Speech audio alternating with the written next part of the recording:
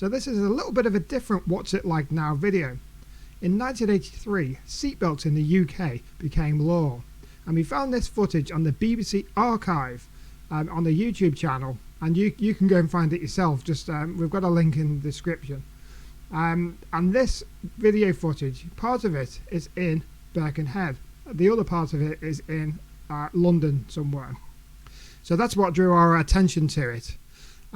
So we're going to watch this video, see what it was like in 1983, and then we're going to go down there into Birkenhead and have a look and see what it's like today. So let's crack on with the BBC archive seatbelt video.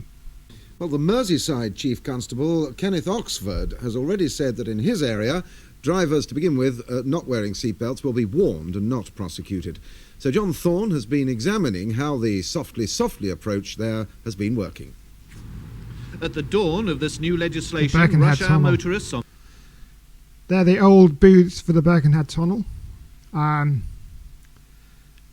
They were all manned at the time with people in them. I don't think there was any automatic where you put your coins in at that time. Correct me if I'm wrong. Merseyside were greeted by foul, snow-filled winds. There was no sign of extra police vigilance on the roads leading to the Mersey Tunnel, and many drivers had forgotten to lock on their seatbelts. In fact, one driver was deliberately now look at that view there.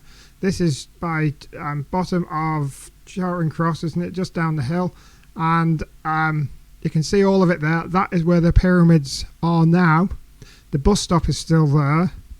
Pyramids is not built. You can just still see the Grange Shopping Centre where W.H. Smith used to be. British Home Stores used to be up there before the pyramids. All that area at one point behind that blue hoarding was a car park, wasn't it? Let's carry on, see what else we can see. And the traffic lights have changed. The new legislation. Well, figures have proved in the continent that even though the number of people wearing seatbelts went up, there's no decrease in the amount of accidents. So even though you're liable to £50 fine, yeah, you're not going to wear them? No. Does anyone know who that is? And how many £50 fines did he get? Let me know if you do know. There's a Ford Escort estate. The Merseyside police have been coy about their attitude. The Chief Constable, Mr. Where's Kenneth that Oxford, there? declined Where an is interview. that bit? Is that just coming towards the traffic lights? Commander. Is that up? But in fact, oh, look at the telephone box. That's going up to Charing Cross now, where McDonald's is at the top. A local survey suggested that nearly half where is that Merseyside bit? Oh, that's just before. Ah, there's the corner. Rock's video.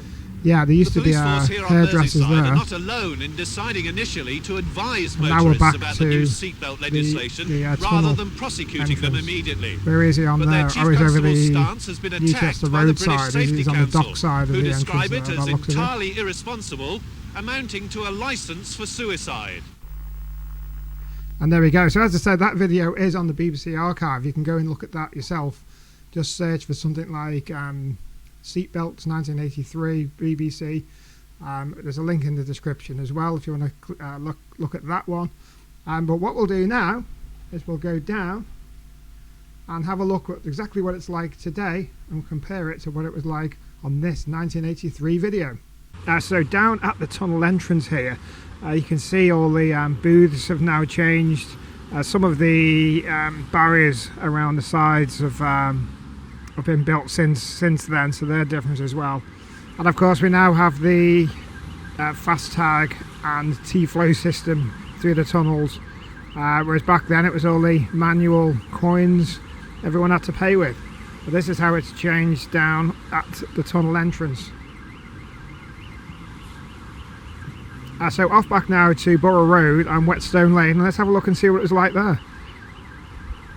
This is the junction, which is on Borough Road and Whetstone Lane. This is approximately the position that the cameraman was at, and you can see the difference here with the blue hoardings, which have now been completely gone. Now, this is where the Pyramids car park is down there, just behind that bus, and of course the Farm Foods has been built as well. That's not on that original video. Now if we pan around to the right, this is where I think I got it wrong area. I think that one shot was looking up Whetstone Lane, the one with the telephone box on the end there. I think I got it wrong because I was thinking it was maybe the other way up towards McDonald's, but it may have been up that way. Correct me if I am wrong. Now, if we flip around and go backwards on ourselves, I think the cameraman must have been in a slightly different place because he had this, that rocks music that we saw. This must have been about here where we was at for that shot, which is now this travel agency here. But if we swivel around as well again, and we had those old buildings were on the right, that's the area where I didn't recognise where it was in the original video, but that's where there was a row of buildings down on the right hand side.